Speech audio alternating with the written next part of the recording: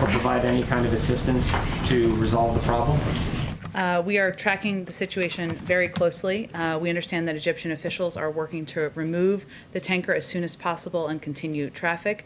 As part of our diplomatic dialogue with Egypt, we've offered U.S. assistance to Egyptian authorities to help reopen the canal. We are consulting with our Egyptian partners about how we can best support their efforts. So those conversations are ongoing, and hopefully we'll have more to say about that soon. Go ahead, Steve. Thank you. We heard what the president said yesterday about Afghanistan. When do you think he will formally postpone the May 1 withdrawal date? First let me convey the president has not made a decision at this point. As he said yesterday, it would be tough to meet the May 1st deadline for full withdrawal for logistical reasons. That's consistent with what Secretary of State Tony Blinken also said in Brussels earlier this week. Any withdrawal plan will be informed by consultation with key leaders within the administration and the thinking of our partners and allies, which is, of course, what our Secretary of State is working on doing. Our commitment is to bringing a responsible end to the conflict, removing our troops from harm's way, ensuring that Afghanistan can never again become a haven for terrorists that would threaten the United States or any of our allies. But right now, we're consulting with our allies and partners, and the president has not yet made a decision. When do you think he will decide, Jen? Is it imminent, or? Obviously, May 1st is coming soon, but I don't have any timeline on when his decision will be made. And separately, on North Korea, when do you expect your review of that policy to be completed? We are in the final stages of our intensive multi-stakeholder North Korea policy review. And we're, of course, discussing our review with national security advisors of South Korea and Japan at our trilateral dialogue coming up next week. And those consultations are an important part of our review process. Go ahead. Thanks, Jen. First, I want to follow on the Suez. How concerned is the U.S. about the blockage and its effect on global commerce, trade, goods getting to the U.S. and other places? Well, we do see some potential impacts on energy markets from the role of the Suez Canal as a key bidirectional transit route for oil. And obviously, that's one of the reasons we offered assistance from the United States, and we are in close consultation with the Egyptians about that. We're going to continue to monitor market conditions, and we'll respond appropriately if necessary, but it is something we're watching closely. And then on the pandemic, Dr. Redfield, the former CDC director, said this morning that he believes that the virus originated from the lab in Wuhan. Does President Biden have any views on where the virus may have originated, or has the U.S. come to a conclusion on that yet? Well, as you know, the WHO is examining this, and we'll be releasing a report soon. We'll review that report once it's available.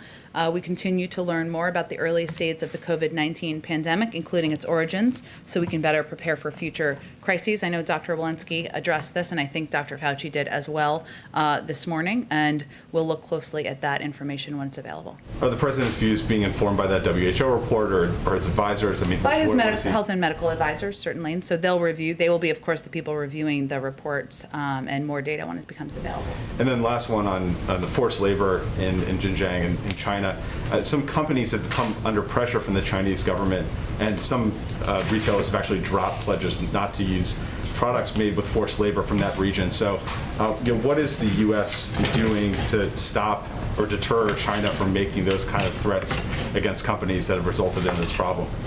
Well, we certainly have been watching this issue closely, as you well know, and we've taken our own strong actions in order to prevent China from profiting off of its horrific human rights abuses in Xinjiang and to stop imports of products made with forced labor in China. American consumers and consumers everywhere deserve to know that that the goods they are buying are not made with forced labor, and many companies are standing up for consumers' rights.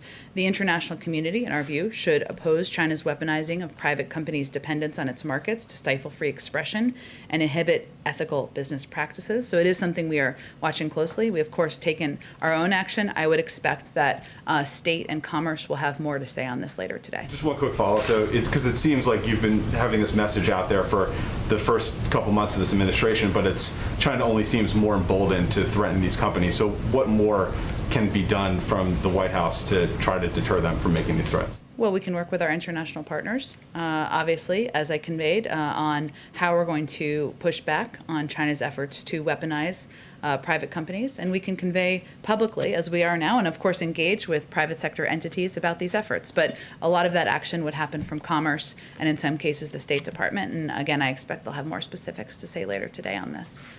Go ahead, Caitlin. Few questions on the WHO investigation that's coming out. Jake Sullivan, the National Security Advisor, said a few months ago that they had deep concerns about the way that investigation was being conducted. Did they still have those deep concerns? In part because there was a lack of transparency and there was a lack we weren't ensured that we would have access to the data available. So there was a delay. They actually delayed the release of that report, which we were encouraged by. We'll have to take a look at it and make sure we have access to the underlying information. So what happens if the report comes out and President Biden is not satisfied with it? Not satisfied with the report? Well, we've also called for an international investigation and look into what's happened and the origin, not just the origin, I should say, the lack of transparency from the Chinese. We have reinstituted or re-engaged with through staffing of our team on the ground in Beijing. So we'll see what the report says. Where we have concerns, we'll look at the underlying data if we have access to that, and then we'll have to make a determination through an interagency process on what's next. And just to get some clarity on yesterday, should we still be expecting executive orders from the president on gun measures? Yes. Imminently, or what do you, like a month from now, what do you think the time frame on that is? I can't give you an exact time frame, in part because they have to go through a review process, which is something that we do from here. I will note that when the president was the vice president in the Obama-Biden administration, he helped put in place 23 executive actions to combat gun violence. It's one of the levers that we can use, that any federal government, any president can use to help address the prevalence of gun violence and address community safety around the country.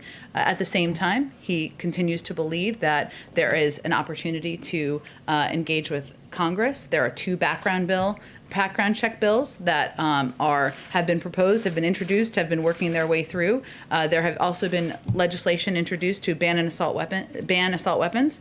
But he also believes that there is an opportunity, and sometimes that the best path forward is working through states. And there has been progress made. We've seen over the last several years, 20 states now have extended background checks. 19 states have red flag laws. 7 states now have assault weapons bans. We know they work. And so we have to address this epidemic, address the threat of gun violence across many avenues, and he's committed to doing that. Okay, and then also, does he have a reaction to the Georgia state representative who was arrested overnight when knocking on the Georgia governor's door as he was signing that election law? I think anyone who saw that video would have been deeply concerned by the actions that were taken by law enforcement to arrest her when she simply, by the video that was provided, seemed to be knocking on the door to see if she could watch a bill being signed into law. The largest concern here, obviously, beyond her being treated in the manner she was, which is of course of great concern, is the law that was put into place, which again, the president will have a statement from the president, I expect later this afternoon on. It should not be harder, it should be easier to vote. We should not put limitations in place. People should be able to vote from home. They should be able to use absentee ballots. There should be a range of restrictions that are undone, not put back in place. And so that's a great concern. One he certainly shares with the elected official who was arrested. Does he plan to reach out to her? I don't have any calls to preview for you. If he does, I will certainly provide an update to all of you. Go ahead. Thank you, Jen. A couple follow-ups on yesterday. The president said he thinks the filibuster is a legacy of the Jim Crow era. Did he think that it was a legacy of the Jim Crow era in 2005 when he defended the filibuster and said altering Senate rules to help one political fight or another could become standard operating procedure, which in my view would be disastrous? Well, Peter, one of the things he talked about yesterday was the fact that between 1917 and 1971, the filibuster was used about 58 times. Last year alone, it was used 5 times that many. It is not being used for the intended purpose. It is being abused. And yes, there are scenarios as it relates to voting rights where it is oppressing. It is allowing for systematic racism in the country. So that's the concern he was expressing. And a follow on that, that there are some concerns on the right that if you get rid of the filibuster, it effectively means one-party rule. So is that what the president was getting at when he was asked about 2024, and he said, I have no idea if there will be a Republican Party? Well, that certainly wasn't what he was getting at. Given as part of his answer, he conveyed that his objective and his hope is to work with Republicans. He wants to get work done for the American people. He wants to put in place solutions, put people back to work, get the pandemic under control, make voting easier and more accessible. And it's really on Republicans in Congress to decide if they're going to be part of the solution or if they're going to be part of obstruction. So he's leaving it up to them to make the decision on what role they want to play in history. On the border, the president said yesterday the vast majority, the overwhelming majority of people coming to the border and crossing are being sent back, but only 13% of the 13,000 families that tried to cross last week were sent back, according to Axios. So where do we get a majority out of 13%? The vast majority of adults are being sent back. Okay, so the family units, 87% of them are being taken into the United States to either be resettled or await their hearings. I'm just curious, 87% in the country of the family units is not a majority being sent back. A majority of adults, which every adult is not a part of a family unit, as I'm sure you're fully tracking, and tens of thousands of people are coming to our border. We know that. And so the majority of adults are being turned away. Our policy remains the same. We are implementing Section 42. As the president touched on, and I touched on a little bit earlier this week, there are capacity issues in Mexico, which we are in discussions with them about addressing. And they are not in a position to accept and take the families that they have in the past. So that's part of the diplomatic discussions that we're having. Okay, and just one more about yesterday. We noticed, starting at the end of the campaign, and then into the transition and here at the White House, anytime that the president has an event where he is given a list of reporters to call on, Fox is the only member of the 5-network TV pool that has never been on the list in front of the president. And I'm just curious if that is an official administration policy. We're here having a conversation, aren't we? Yes, but And do I take president- questions from you every time you come to the briefing room? Yes, but I'm Has the asking about president taken president. questions from you since he came into office? Unfortunately, Yes or no? only when I have shouted after he goes through his whole list. And the president has been very generous with his time with Fox. I'm just curious about this list that he has given. So The only member of the 5-network pool never on it, dating back to when he resumed in-person events in Wilmington during the end of the campaign. Well, I would say that I'm always happy to have this conversation with you, even about your awesome socks you're having on today, you wearing today, and have a conversation with you, even when we disagree. The president's taken your questions, and I'm looking forward to doing Fox News Sunday this Sunday for the 3rd time in the last few months. I think we got to move on because we got limited time. Go ahead, Kristen. Jen, thank you. The president talked about the importance of kids going back to the classrooms.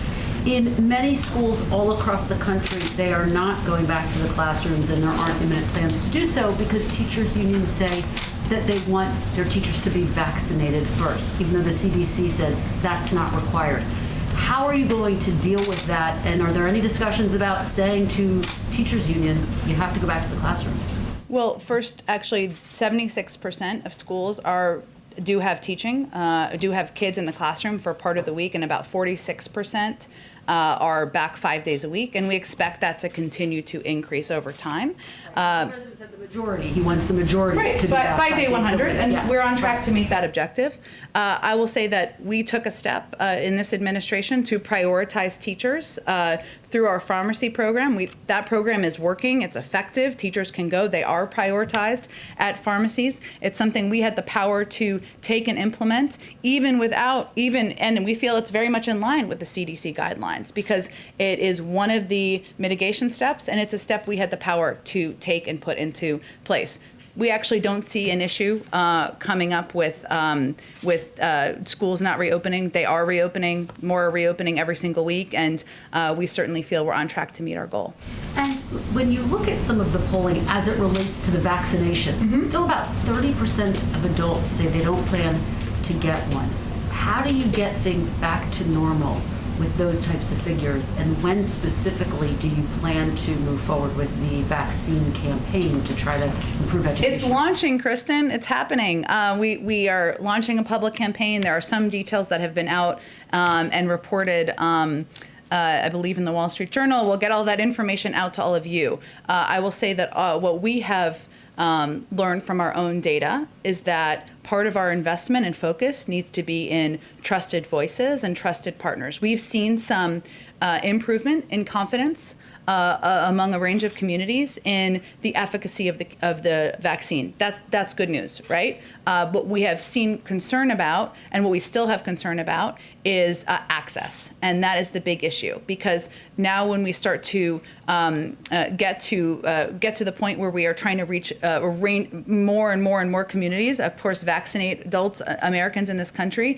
A lot of people can't take a day off to go get a vaccine. They don't have the flexibility to be in the slot available. They maybe can't drive 3 miles to their local pharmacy. So our big investment right now is in access. That means increasing investments in mobile units, in community health centers, in mass vaccination sites. But it also means, in terms of the public campaign, investing in trusted voices and empowering local groups and organizations to have the funding, the information, and the assistance they need. Just to follow up with my question with the president yesterday, I asked him about transparency and access for journalists into some of the facilities at the border.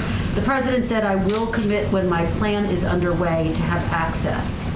It sounded to a lot of people like he was saying, "I will let more cameras in once I'm satisfied with the conditions." How is that consistent with transparency? That's not actually what he meant. I'll first say we did allow access, including an NBC camera, exclusively into the shelter facility on Wednesday. And we're committed to increasing access and doing additional pools, making it available, these facilities, including the Border Patrol facilities, as well as the shelters. What he was conveying is right now his focus is on moving these kids out of these Border Patrol facilities, right? And making sure it's done in a way that keeps them safe and keeps everyone safe. That does not imply that we are not going to allow access until that is done. It implies that is his first focus. So thanks for asking the question. That was his intention. Time frame for when, and noted that NBC did go in as pool. Do you have a time frame for when the next round of cameras might be allowed in? Oh, we're working on it, hopefully soon, and it's something we're certainly committed to, and we're just working with DHS and HHS on when we can make it possible. Go ahead in the back. So obviously they're on guns. Obviously there's lots of pieces of legislation the president is advocating for. But when he spoke yesterday about priorities, some gun control groups felt frustrated. They felt like he was saying gun control is not a priority compared to infrastructure, compared to Build Back Better. What's your response to groups who took that message away from the president's comments yesterday? Well, first, the president understands their frustration, and he understands it as one of the few people in government who ever beat the NRA twice by leading the fight to pass the Brady Bill and the assault weapons ban. He understands as a person who led the effort at President Obama's request to strengthen gun measures after Sandy Hook, and when that was voted down, helped put in place 23 executive actions to combat gun violence. You'll see more executive action, as Josh and others were asking about, and that review's underway, and more efforts by him and the administration to move forward in the weeks ahead, whether that is on legislation, supporting efforts that are happening in states, which we've seen as very effective and impactful, and largely due to the advocacy and activism of a lot of these groups. But, we would say that the frustration should be vented at the members of the House and Senate who voted against the measures the president supports. And we'd certainly support their advocacy in that regard. And on the border, Secretary Mayorkas has put out a statement saying this is the highest pace of border crossing in 20 years. Yesterday, President Biden made it seem like this is not too unusual compared to other previous years, that in terms of the number of people trying to cross the border, it's about average. Those don't seem to square. How does the administration view this in terms of whether this is precedented or whether this is an increase? Well, the president was making the point that we have seen increases at the border in 2014 when he was the vice president, 2018 and 2019, and he conveyed that over the last 6 months of the Trump administration, there was an increase of about 31%. We've seen an increase of about 29% over the last several months since he took office. So the point is, we've dealt with this before. It is often seasonal. It is often cyclical, And he just wanted to convey that in his effort to communicate and provide educational information to the public.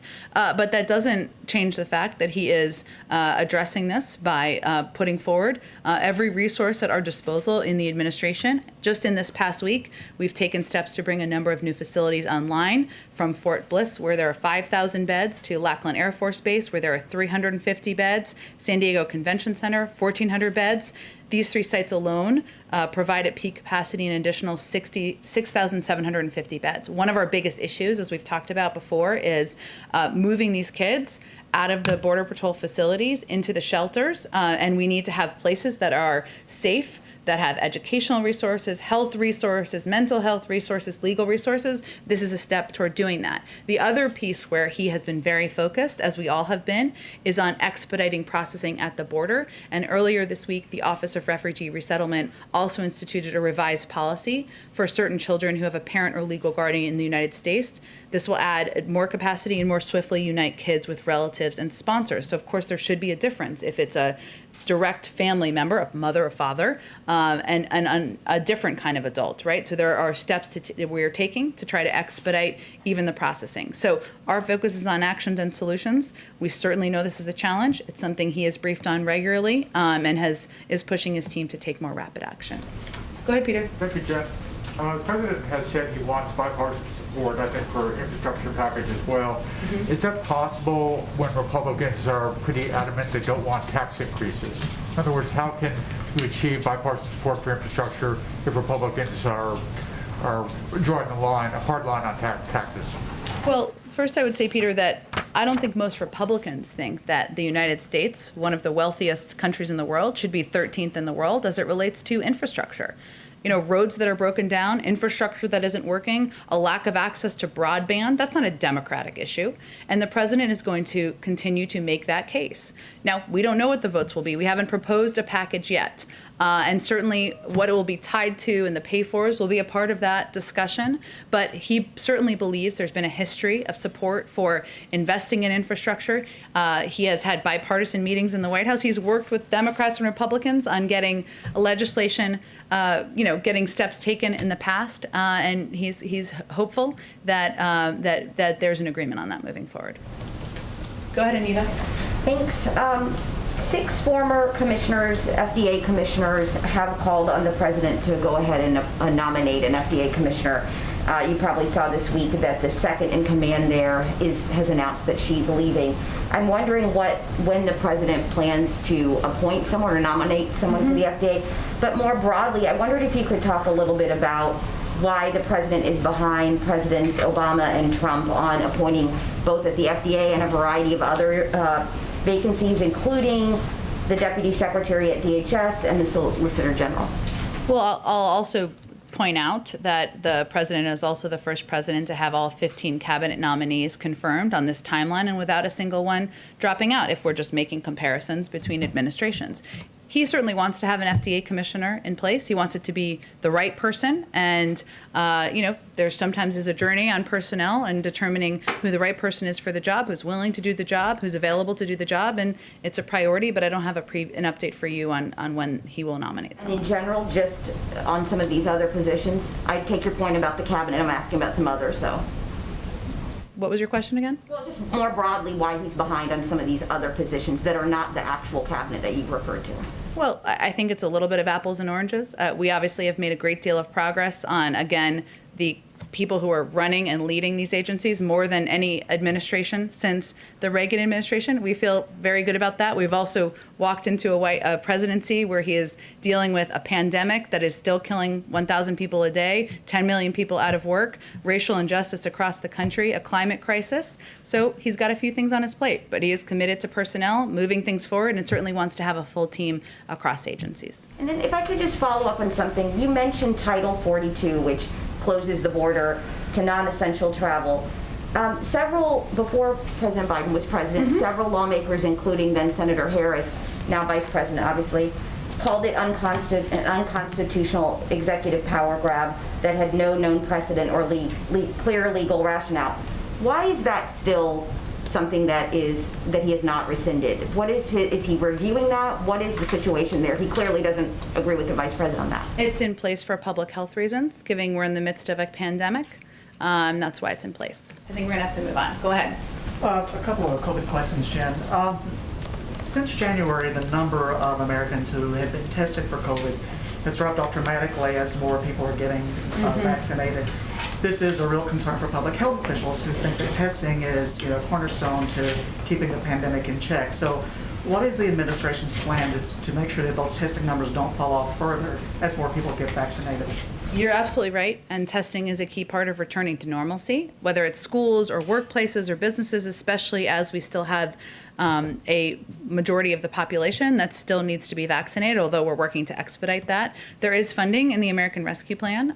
There is funding to also allow for that, or institute or give funding, I should say, to schools to also make that available there. So it's something that we'll continue to communicate about to governors, to school leaders, to businesses about the importance of testing. And we have resources now that have been passed in the American Rescue Plan to help alleviate some of the cost. Okay. And one more. The NFL has announced that it is not going to require players, coaches, staff members to get the COVID vaccine if they want to play, practice, etc. Is that a mistake? And should this vaccine be required for athletes? Well, I would certainly, I don't know that we're making NFL policy from here, but it is certainly recommended by public health officials, by officials from our federal government, because it's how we can keep people safe and healthy, whether it's our family members or our friends or people in the stands who are attending these games. So certainly we would advise any entity to follow public health guidelines, to recommend that their players, the members of the NFL, follow those public health guidelines, whether it's mask wearing, social distancing, washing hands, and certainly getting the vaccine when they have access. Go ahead.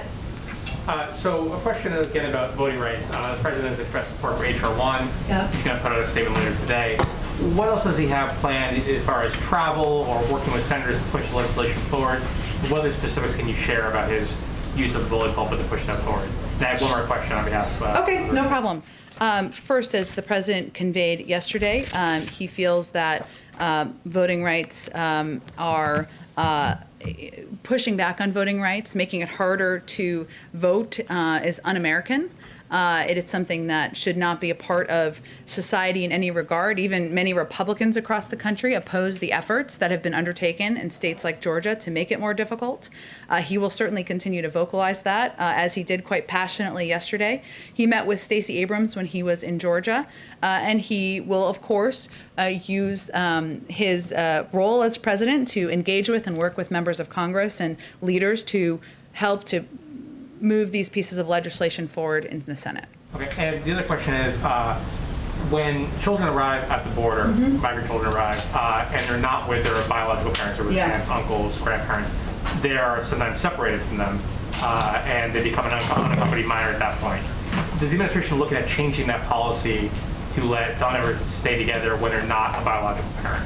Well, I think that there are steps that are taken to ensure, because there has been a history of child trafficking, right? And we want to prevent that from being a risk that is posed to children. I'm not aware of any consideration of changes. I'm happy to check and see if there's anything underway. It would decrease the number of unaccompanied minors if they can stay with an aunt, an uncle, or grandparent. That certainly is true, but I think we have to ensure that individuals are vetted, that they are who they say they are, and there have unfortunately been cases in the past where that has not been the scenario. So we are mindful of that as well. Go ahead. I have a question about the Iowa 2nd Congressional District race. Four Republican senators in a letter to corporations are calling the battle for Democrats to take back the seat an unacceptable attempt to undermine a legitimate democratic process. Does the president agree with their assessment? I believe that the process that is outlined by the House of Representatives is what's being followed here to ensure every vote is counted. So no, he wouldn't agree with that. And then just one more question. Will the White House comply with the White House Democrats' request for documents from the last 6 weeks of the Trump administration as part of their investigation into what happened on January 6th? A lot of those documents would be in the National Archives, I believe, so I'm not sure it would be White House documents. But if they're White House documents, I can certainly ask our lawyers, but I think most of them would be in the National Archives from a past administration. Go ahead. Thank you, Jen. Has the president been briefed or seen the images of migrants that have passed away at the border in the past couple of days, including a 9-year-old girl? And does he have any response to that?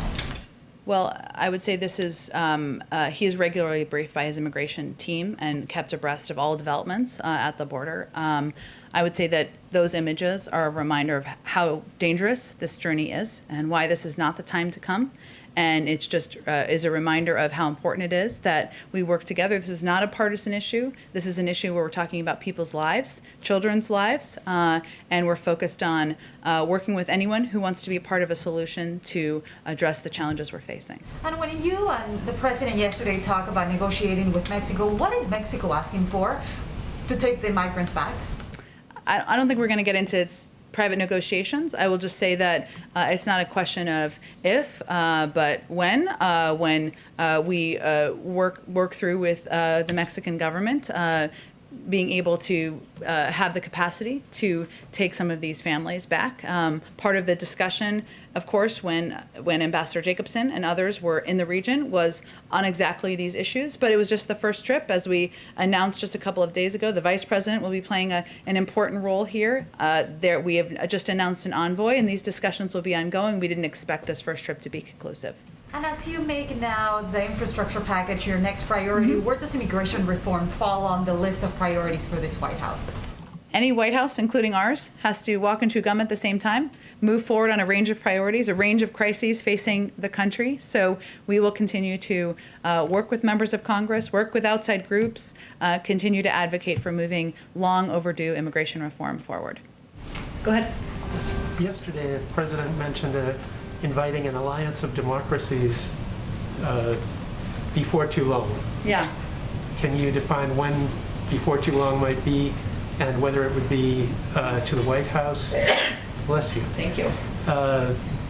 Whether they would come to the White House, and how many countries does he envision inviting? It's a great question. He's something he talked about broadly on the campaign trail. I don't have any additional details at this point in time. I expect we'll have some more on our climate summit soon, which would be the next summit type of international engagement. But I don't have anything to preview for you on that particular event. Prime Minister Sugas' visit to Washington was announced like 2 weeks ago by the Japanese government, and I wondered why is there a holdup in announcing the date? Oh, it's not. We're working out the final date and logistics. We're looking forward to welcoming the Prime Minister here, but I wouldn't read anything into it beyond that. Thank you. Thanks, everyone. Thanks, Jen. Happy Friday.